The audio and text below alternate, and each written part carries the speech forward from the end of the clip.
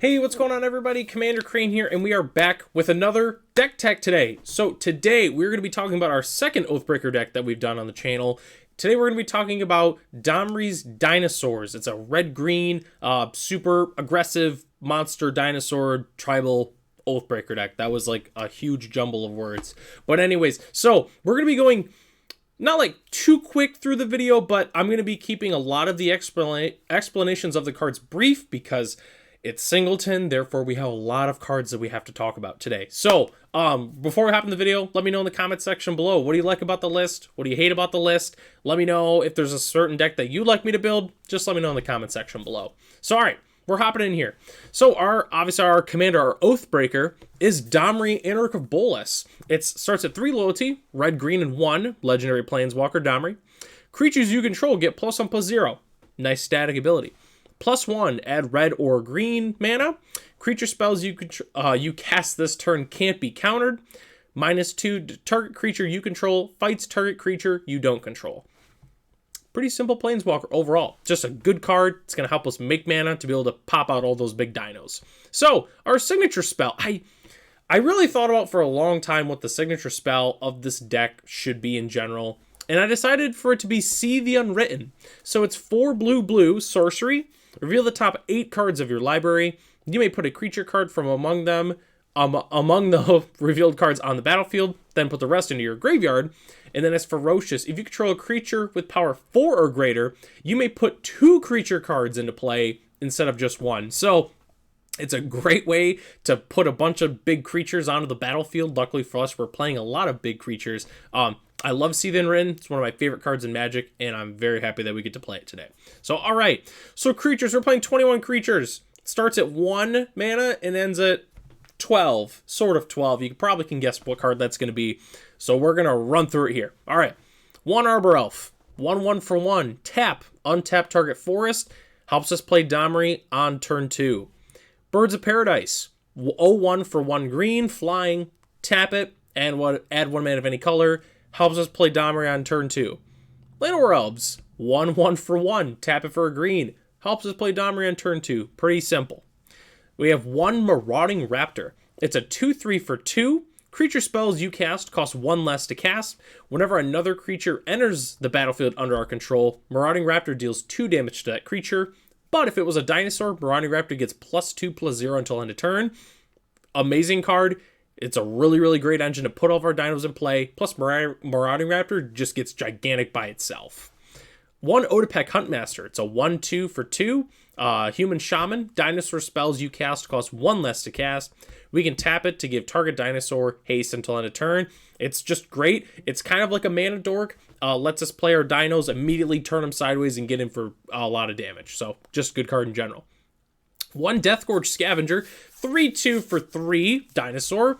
When Deathgorge Scavenger enters the battlefield or attacks, you may exile a card from a graveyard. If it's a creature card, we gain 2 life. If it's a non-creature, Deathgorge gets +1/+1 until end of turn. It's graveyard hate, and it's a dinosaur. Awesome card in general. Enough said. Giant Cindermaw, 4/3 for 3 with trample. Players can't gain life. Kind of a... In a way, it's a not as good Rampaging Ferocidon, but the secret to this card is it's a 4/3, so it allows us to get ferocious. So that's why we're playing it. One of the new dinosaurs from, not March of the Machines, Brothers War. Just a good, solid, uncommon in general. 1 Gwenna, Eyes of Gaia, 2/3 for 3, legendary elf. We can tap it for 2 mana of any combination of colors, spend it only to cast creatures or activate abilities of creatures. Then whenever we cast a creature spell with power 5 or greater, we untap Gwenna and put a 1/1 counter on it. Makes a lot of mana and is very aggressive once we start playing all of our big creatures. So that's why we're playing Gwenna. 1 Rampaging Ferocidon, 3/3 for 3 with Menace. Players can't gain life. Whenever another creature enters the battlefield, Rampaging Ferocidon deals 1 damage to that creature's controller. It's symmetrical, so it hits us, but we're not going super wide with our dinos. Any deck that our opponent's playing that goes really, really wide, they're going to get very punished by Rampaging Ferocidon. Or if they're playing a life gain strategy, they're not able to gain any life. So, good card. Ranging Raptors, 2/3 for 3. In Rage, whenever it's dealt damage, you may search your library for a basic land card, put it into play tapped, then shuffle. TLDR, It's really great with Enrage, especially since our Oathbreaker fights creatures. So, you know, we can like kill somebody smaller, like mana producer or some small creature, fight, kill their dude, and we get a basic land. So great card in general. 1 Runic Armasaur, 2/5 for 3. Whenever an opponent activates an ability of a creature or land that isn't a mana ability, you may draw a card. So, good card in general. For our opponents, obviously, activating things of lands or creatures that aren't mana abilities, we're drawing cards. It's just a great card draw engine. Just a good dinosaur in general. 1 Thrashing Bronodon, 3/4 for 3. We can tap 1, sacrifice Thrashing Bronodon, destroy target artifact or enchantment. It's artifact enchantment hate, and it's a dinosaur. Great card to play. Why not, you know? 1 Topiary Stomper, 4/4 for 3 with Vigilance. When it enters the battlefield, search your library for a basic land card, put it onto the battlefield tapped, then shuffle. It can't attack or block unless we control 7 or more lands. It's a 4/4. Helps us with our Ferocious, and it ramps us into, you know, the later game. Even if it can't attack or block right away, that's honestly fine. It just helps us get to the point where we're putting all of our big dinos in play. So, good card. We like playing Topiary Stomper. 1 Ripjaw Raptor, 4/5 for 4 with Enrage. Whenever Ripjaw Raptor is dealt damage, draw a card. Simple, great with our Planeswalker again because we fight creatures. It's just a really, really good dino in general. Arguably one of the best dinosaurs just in the game overall. 1 Shifting Ceratops. It's a 5/4 for 4. This spell can't be countered. Protection from blue, so blue decks are going to have a really hard time beating this card. Then for 1 green, we can give it reach, trample, or haste until end of turn. I like to call it the green Stormbreath Dragon. Just, it does a lot in general. It's just a solid overall dinosaur. Now we're getting to some of the big creatures now. So Quartzwood Crasher. It's 5 mana for a 6/6 trampler. Whenever 1 or more creatures you control with trample deal combat damage to a player, create an XX green dino with trample, where X is the amount of damage those creatures dealt to that player. So we tag an opponent for 9 trample, boom, we're getting a 9/9 dinosaur. It's just a really good card in general. I really do like this card. Then we're playing 1 Regisaur Alpha, 4/4 for 5. Other dinosaurs you control have haste. When Regisaur Alpha enters the battlefield, create a 3/3 green dinosaur creature token with trample. Enough said. It's a dinosaur that makes another dinosaur and lets our other dinosaurs attack right away when they come into play. So Regisaur Alpha, staple in dinosaur decks. 1 Carnage Tyrant. What a magic card. 1 Carnage Tyrant. 6 mana, 7/6. Can't be countered. Has trample and hexproof. Simple card design, but man, this card is a beast. Love Carnage Tyrant. Can't say enough of good things about it. 1 Annoyed Altasaur. 6/5 for 7 with reach and trample in Cascade. So for those who don't know what Cascade is, whenever you cast this spell, exile cards from the top of your library until you hit a card with lesser converted mana cost. We get to cast that card for free. So even if we only hit something small, you know, it's a free card on top of our 6/5 with reach and trample. Good card in general. Can't believe it's only a common. This card is incredible. Love Annoyed Altasaur. 1 Tyrannax Rex. 8/8 for 7 mana. This spell can't be countered. Trample, Toxic 4, Ward 4, in haste. Kind of like the bigger Carnage Tyrant. It's a great card in general. One of our best hits off of See the Unwritten in the entire deck, for sure. And last but certainly not even close to being least, Ghalta Primal Hunger. 12/12 for 12. This spell costs X less to cast, where X is the total power of creatures you control, and has trample. Most of the time, this card is going to be 2, 3, maybe 4 mana. Obviously, it's our biggest thing we can hit off See the Unwritten. So, yeah, Ghalta, it's a staple in dinosaur decks. I mean, clicking on this video, everybody knew we were going to be playing Ghalta. So, we're going to go to our non-creature spells. Not that we have a lot here. We have 1 Commune with Dinosaurs. 1 green sorcery. Look at the top 5 cards of your library. You may reveal a dinosaur or land from among them, put them in your hand. Great card in general. Helps us dig for a good dinosaur, or if we need to ramp ourselves with a land, it just lets us grab it. 1 Heroic Intervention. 1 green and 1 instant. Permanents you control gain hexproof and indestructible until end of turn. Protects against board wipes. Enough said. That's why it's in here. 1 Once Upon a Time. It's a 1 and 1 green instant. Look at the top 5 cards of your library. You may reveal a creature or land card from among them and put it in your hand. Put the rest on the bottom. But if it's the first spell you cast this game, you may cast it without paying its mana cost. So if it's the first thing you're doing, boom, you get an automatic Once Upon a Time if it's in your hand. Great card in general. That's why we're playing it. It's almost like a free Commune with Dinosaurs. Like, why wouldn't we play it, obviously? So, we also have one Shatter Skull Smashing, which for some reason is showing up down there. But you guys know what this card does. But for the really fast cliff notes, it's an untapped land if we pay 3 life. Or we can tap red, X. It deals X damage divided among 2 targets. Pretty simple. So, good card in general. It's a flex land, so we're playing it. 1 Beast Within. 2 and a green instant. Destroy target permanent. Its controller creates a 3/3 beast token. Pretty simple. It destroys anything, which obviously we're a red-green deck and we're aggressive. We want cards that answer anything. So it's a great card.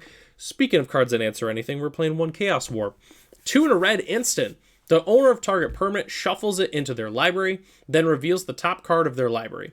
If it's a permanent, they put it onto the battlefield. If it's not a permanent, boo-hoo. Just a good card in general. Answers any permanent once again. 1 Sweltering Suns. 3 mana, deals 3 damage to each creature, and has cycling 3. It's really just, I wanted 1 easy board wipe in this deck. What's also nice is we have a couple enrage cards, so we're able to clear the board, maybe get some advantage from that. And on top of that, it's 3 damage. It's not going to kill pretty much any of our big creatures. So, great card in general. 1 Overwhelming Stampede, or as I call it, we win. 5 mana, 3 green sorcery. Until end of turn, creatures you control gain trample and get +X until end of turn, where X is the greatest power among creatures you control. If we have a creature with power 5 or greater, we're getting +5/+5 in trample. If we have Galt in play, our creatures are getting +12/+12 in trample. It's just amazing. If we have a big board state, our opponents, they're goners. They're goners. And we're playing 1 Turn Timber. Kind of the same as Shatter Skull Smashing. We could pay 3 life to have it as a land on tap. Or we could pay 7 mana for green sorcery. Look at the top 7 cards of your library. You may put a creature card among them onto the battlefield. If it's CMC 3 or less, it gets 3 1/1 counters. It's like a less good See the Unwritten, but it can also be a land as well. So it's just an extra See the Unwritten in a way. Artifact 1, Arcane Signet. We can tap it. It's 2 mana. We can tap it for 1 mana of any color for our color identity. That's it. It just makes mana for us. Enchantments, we got a couple here. Utopia Sprawl, 1 green, enchant forest. As Utopia Sprawl enters the battlefield, choose a color. Whenever enchanted forest is tapped for mana, its control adds an additional 1 mana of the chosen color. Pretty simple. We put it on a forest and we can tap for an additional mana. Helps us play Domri on turn 2. We're playing 1 Wild Growth. Enchant land, 1 green. Whenever enchanted land is tapped for mana, its controller adds an additional green, kind of the same as Utopia Sprawl, but it only makes green, but can enchant any land. 1 Garruk's Uprising. It's 3 mana enchantment. When it enters the battlefield, if you control a creature with power 4 or greater, draw a card. Creatures you control have trample, and whenever another creature with power 4 or greater enters, we get to draw another card. It's a great card engine. All of our big creatures that come into play, we're drawing a ton of cards from. Rhythm of the Wild, it's red-green 1 enchantment. Creatures you control can't be countered, great against counter spells. Non-creatures you control have Riot, which means they either have haste or enter with a +1/+1 counter. Great card in general. If we need to be on defense, obviously leave it back. If we're trying to be on offense, we get in there. And 1 Molten Echoes, so 2 red. As it enters the battlefield, choose a creature type.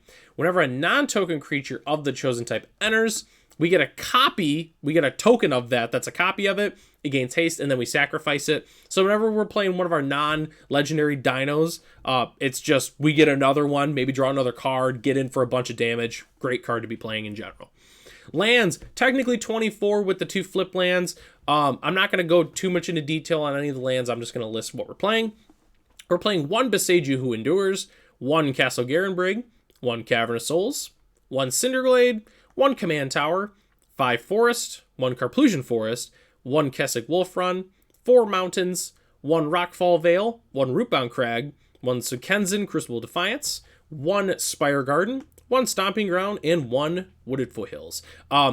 Also, I'd like to mention with the land base, these lands are not mandatory. There's technically a way if you don't have a budget, you know, you can get some taigas, you can get more fetch lands. I just threw a couple in there just for flavor reasons, if anything. But you obviously, those are not required, especially with the Cavern of Souls, to obviously play the deck. So that is our list here, Domri's Dinos. Let me know in the comment section below if you like the deck, if you'd play a different Planeswalker, if you'd play a different signature spell. There was 1,000 different signature spells I thought about for this list, and that's the one that I ultimately decided to do. So I'd like to thank everybody for joining me. I'll catch you in the next video.